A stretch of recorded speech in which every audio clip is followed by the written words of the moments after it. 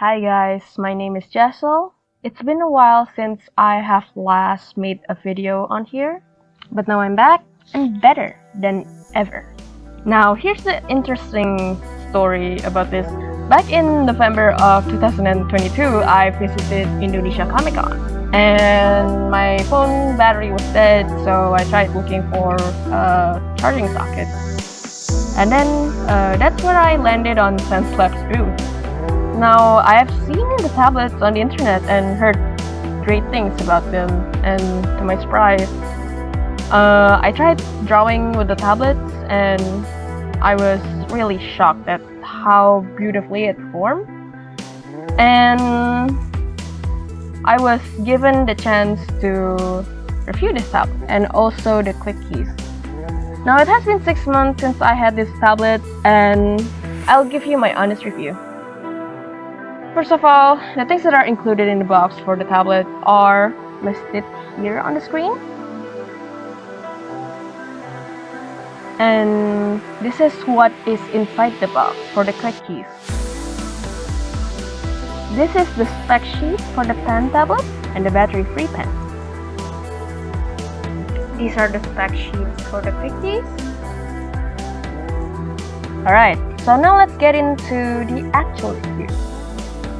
First of all, what surprises me was not a sight of a warranty card.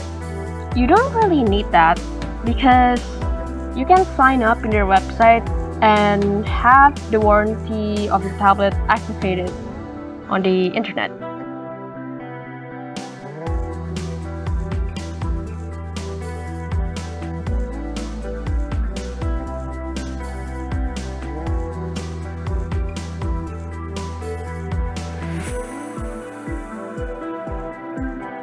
And so once I had done that, I went to the drivers section and downloaded the drivers for the tablet. The UI of the driver is completely seamless and super easy to understand. You can even change the color of the LED light, something that you can probably not do in other tablets. And very detailed controls for the pen, such as the ability to tweak pressure curves and custom keys for specific applications. Now, how does it feel to draw on this tablet? The surface of the tablet is matte and smooth, with a degree of paper-likeness. When you make a stroke with the stylus, it has the scratching sound of the nib touching the surface of the pad. In case the texture is a bit too smooth for you, you can use the felt nib located inside the case. I think it's very clever to change the nib instead of the whole surface to have a totally different surface feel. But even though the felt nib feels great to use, I think the biggest downside is probably how fast it starts to dull down. So normally I just stick to the normal plastic nib.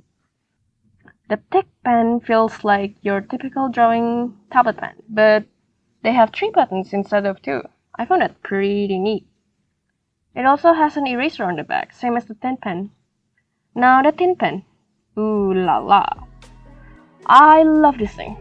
The grip is very similar to a plastic ballpoint pen, which I love sketching with, and having it on a stylus form is everything I could ever ask for.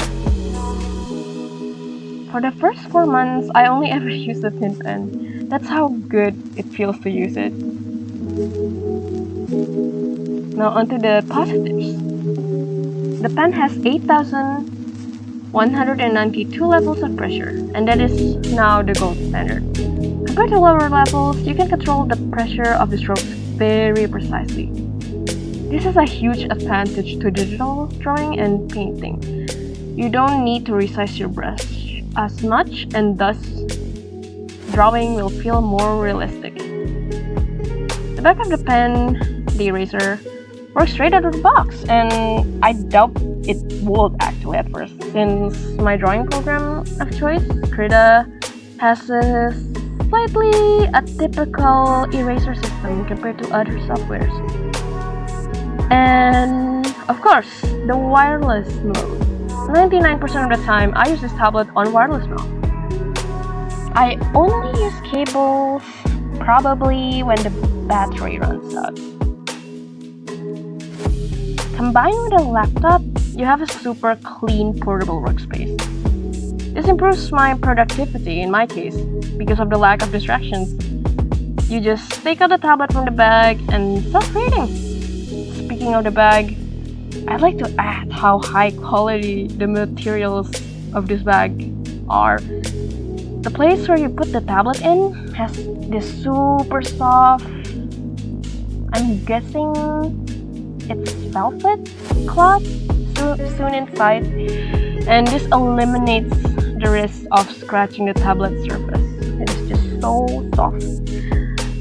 And the quick keys has a display that tells you what you are pressing on the display, which is cool, but has a not so fun downside. Now I'll get into that downside later on, but I'm just gonna start with the overall cons of both the tablet and the quick keys. So for the tablet, the biggest downside is how oftentimes I need to reopen the driver app for it to start registering. It would be much better if the driver just automatically detects the tablet right away and I can just plug and play. Now the cost. This tablet might be out of people's budget, and I can see how the price could put some people off because there are a lot of other cheaper non-screen drawing tablets that are very budget friendly out there, but Xencelabs doesn't deliver cheap in my opinion, and all the extra features are really worth the price. And now for that downside that I mentioned earlier for the quick keys. Every time you change the mode for the quick keys, it will play a transition animation and take a few seconds to load that other set of shortcut keys. And that could really take me out of my flow. And so that concludes my review of the Xencelabs small tablet and the quick keys. Big thanks to Xencelabs for sending me this tablet. I hope every one of you have a great day, and I hope you all like this video and tune in for the next one. Thank you.